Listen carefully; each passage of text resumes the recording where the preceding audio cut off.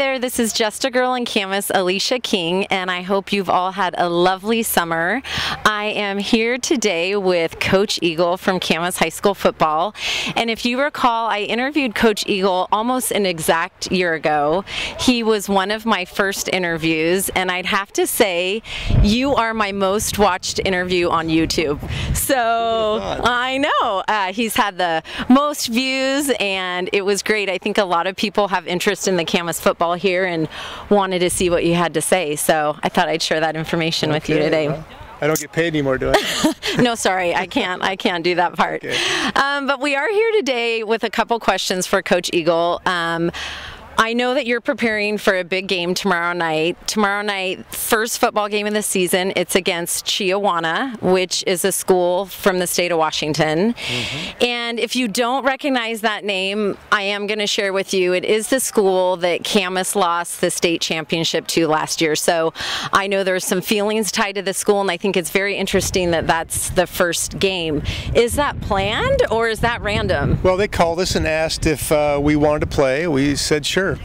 You know, we committed to that game. Then a couple days later, Bellevue called and wanted to play us, and they said they'd travel down here. So I kind of have a little bit of regret. That would have been fun to have Bellevue come down here. But Chiawana called, and we said sure. What a great team, great program, great community, and get them to come down to Doc Harris. Awesome. Well, I'm not going to dwell on this, but I am going to touch on this really quick. Let's go back to last December.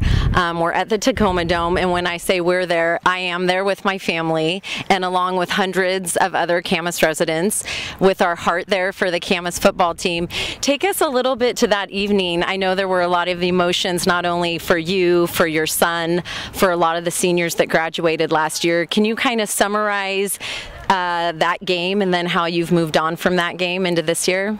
Well, you know, it was, it's been the most talked about topic in this town. Anyway, as far as I'm concerned, it's been talked about all the time. I always get asked about it. So, yeah, it was a tough loss. There's no getting around that. But, you know, we try to focus on those kids growing up in this community all those years. And what a great season. You know, we won 13 games, the most ever in school history, and every coach is going to try to look at the golden nugget of a hard season, a hard situation, the way it ended. But there was a lot of good things that were accomplished, and you know, at the end of the road, and then years from now, we'll look back at not just necessarily that we lost the game, but we had that experience, and we got to see our community in one spot supporting our kids, and that's really, to me, what it's all about.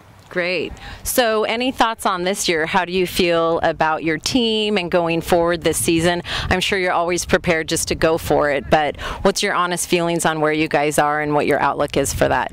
You know, I'm excited for these kids because they had to live in the shadows of this last year's senior class for a long time. So, you know, when somebody leaves, it gives somebody else an opportunity, and I think these kids have really, this next team, although not necessarily as experienced, I think that they are have really grown into their position. I think we're going to surprise some people. I really do. Awesome. Well, we look forward to that game tomorrow night at Doc Harris at 7:30. 7:30. Yeah. All right. One thing I'd like to say about John is I met John for the first time actually last year during the interview, and over the course of the year I've run into John on several different occasions, and what I want you to know about John is that he's not just a Camas football coach out here. He is kind, he is giving, he is very involved in his church, and I really think he's a great guy. And on that note, I'd like to get a little bit of input for some people out there. I know this summer you did a very difficult thing and you drove your son to college.